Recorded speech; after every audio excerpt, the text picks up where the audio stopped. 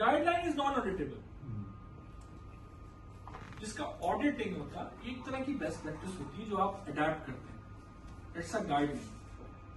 This particular guideline help all the auditors from east to west, south to north. Whenever you conduct ISO audit, what are the fundamental activities you need to comply? So these are the 7 requirements or clauses of ISO 19011. Again, same scope. We define the scope of the standard, normative references, terms and definition. So these 4 principles we will learn. Principle of auditing, managing audit program, conducting an audit, competence and evaluation of the auditors. So these are the 4 important clauses of this particular guideline. Systematic. It's a process in which there are so many steps required. Step by step होता है audit. ऐसा नहीं है कि आज भी मैं Friday को ट्रेनिंग कंक्लूड करूंगा तो संडे को कुछ नहीं कर रहा तो ऑडिट कर लूंगा. No, it has to be a systematic activity. Audit is the name of systematic activity. जैसे कि आप सब यहाँ मौजूद हैं माशाल्लाह, ट्यूसडे से सिस्टमैटिक तरीके से आए. क्यूरी आई, बात हुई, ईमेल्स एक्सचेंज हुई, उसके बाद आप लोग मौजूद हैं. आप मंडे से जो भी एक्टिविटी करेंगे सिस्टमैटिकली करेंगे. Audit is an independent activity. Audit activity must be independent, एक आजादाना एक्टिविटी है. Auditor must be independent to take decision with respect to ISO standard. अगर एक ऑडिट प्री डिफाइंड है, मिल के ऑडिट किया जा रहा है तो वो ऑडिट एक्टिविटी नहीं, कुछ और हो सकता है. ऑडिट हमेशा इंडिपेंडेंट हो, आजादाना ऑडिट हो. फिर audit activity must be documented. आपने देखा होगा जब भी हम अल्लाह हाफिज करते हैं 2 दिन से, तो क्या करते हैं, लास्ट एक्टिविटी हमारी क्या होती है, तस्वीर खींचते हैं. क्यों खींचते हैं? Yes, to make a document. That's it. Document evidences देते हैं और obtaining objective evidence and evaluating it. अच्छा, फॉर ऑब्टेनिंग ऑब्जेक्टिव, यानी आप मुझसे कहें कि IIL का ऑडिट किया था आफाक, कैसा था? मैं कहूँ हाँ अच्छा था, अच्छा ऑडिट था, बेहतरीन ऑडिट था. तो राहिल कहेंगे भाई फाइंडिंग तो बताओ, व्हाट इज द फाइंडिंग? हाँ सही था, कोई ऐसी बड़ी बात नहीं, परेशान होने की कोई बात नहीं. भाई मैं डॉक्टर नहीं हूँ, या आप मतलब ऑडिटर को आप ये समझोगे मैं संभाल लूंगा, ये आप फाइंडिंग हो गई. और ऑडिट की डॉक्यूमेंटेड प्रूफ का क्या नाम है? Audit report. Audit report must be part of audit. अगर किसी ऑडिट की ऑडिट रिपोर्ट नहीं है तो वो ऑडिट भी नहीं था. It must be documented. अब ऑडिट रिपोर्ट 1 पेज की बन रही है, 10 पेज की है, वो एक अलग टॉपिक है. But there has to be a documented proof to conduct. और उसके बाद ऑडिट प्रोसेस में, जिसको हम डॉक्यूमेंट कह रहे हैं, उसमें ऑब्टेनिंग ऑब्जेक्टिव एविडेंसेस, हम लेते हैं ऑब्जेक्टिव एविडेंसेस. ऑब्जेक्टिव एविडेंसेस देते हैं. ऑब्जेक्टिव एविडेंस तो बहुत फनी सी स्टोरी है, अगर आप कहेंगे तो सुनाऊंगा, नहीं कहेंगे तो ये तो एनवायरनमेंट का ये लोग नुकसान पहुंचा रहे हैं ना, कि अगर पार्किंग में कचरा जला रहे हैं. So audit always conduct to the audit evidences. ठीक है जी, बहुत इंपॉर्टेंट ये. This is the one of the most common term we will use, not only remaining 2 days but after days as well, when you guys will complete this standard. तो ये वो term है जो आपका पीछा नहीं छोड़ती. Non-conformity. Let's talk about non-conformity. What is non-conformity? Non-conformity is basically a non-fulfillment of requirement, address in legal requirement, ISO requirement or company's self-made procedure.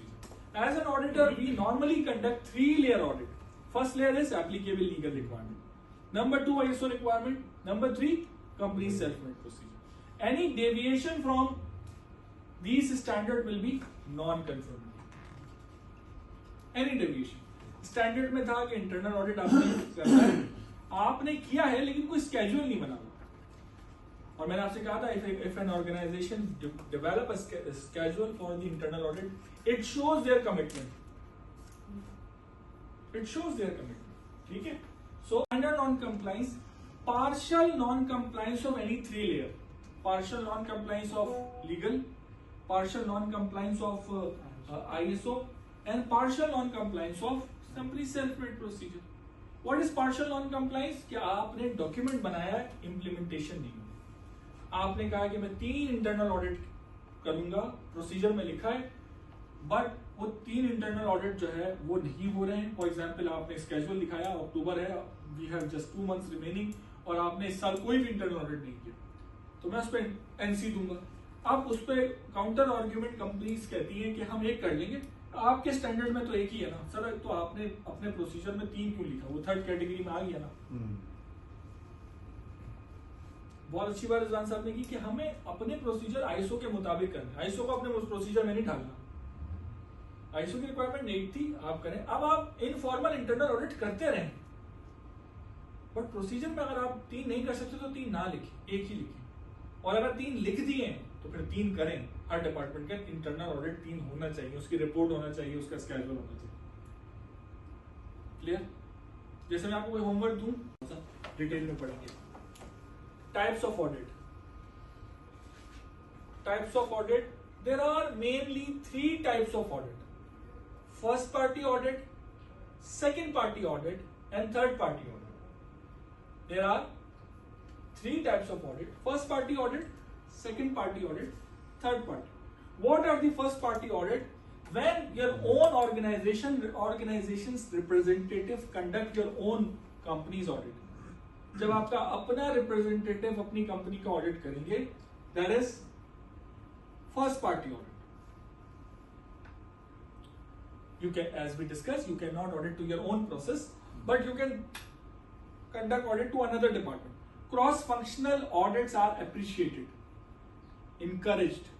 यानी एक डिपार्टमेंट दूसरे डिपार्टमेंट का ऑडिट करे। फर्स्ट पार्टी ऑडिट में आपका अपना representative आपकी अपनी कंपनी का ऑडिट करता है, इंटरनल ऑडिट कहलाता है। इस ऑडिट में मेनली हम देखते हैं ऑर्गेनाइजेशन के क्यूएमएस की मैनेजमेंट सिस्टम की रेडीनेस, के मैनेजमेंट सिस्टम कितना रेडी है फॉर एक्सटर्नल ऑडिट, कितना मेंटेन है, और कंपनी बेस्ड ऑन प्रोसीजर्स की बेस पे प्रोसीजर्स को रिव्यू किया जा रहा होता है कंपनी के, कि कंपनी की रेडीनेस क्या है क्यूएमएस के ऑडिट्स के हवाले से। अगर ऑडिट हो गया है तो मेंटेनेंस कैसी हो रही है। ये 2 ऑब्जेक्टिव्स होते हैं इंटरनल ऑडिट के। क्लियर? पक्की बात? एक्नॉलेजमेंट दे दीजिएगा।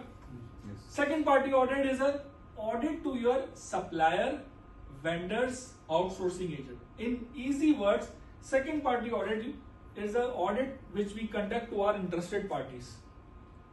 अगर आप किसी को सप्लायर बनना, या देखें, या तो आप किसी ऑर्गेनाइजेशन के सप्लायर होंगे या आपका कोई सप्लायर होगा।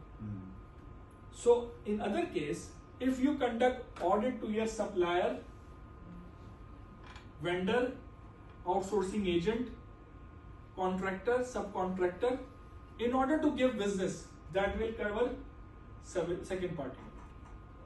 यानी 8.3 की क्लॉज थी जिसमें हम अपने वेंडर्स को की परफॉर्मेंस को एवेल्युएट कर रहे थे, और हमने वेंडर मैनेजमेंट सिस्टम का एक प्रोसीजर बनाया था कि अगर आप इस प्रोसीजर को मीट करते हैं, you can be our vendor. आप उसमें एक चीज ऐड कर दें कि हमारी कंपनी आपको ऑडिट करेगी। अब सवाल आता है कि इस ऑडिट का क्राइटेरिया क्या होगा। सो कंपनी अपने सेल्फ मेड चेकलिस्ट डेवलप करती है। Organisation develop their self made checklist. For example, if you work with Unilever, if you work with P&G, Aramco, SABIC, these companies always accept new vendors, but simple सा उनका formula है, अगर आप हमारे साथ काम करना चाहते हैं, ये रिक्वायरमेंट्स है, इसको फुलफिल कर लें। When you are ready, our auditing team will visit your premises. If you pass the audit, you can be our vendor for 1 year. If you fail the audit, you need to improve. Simple.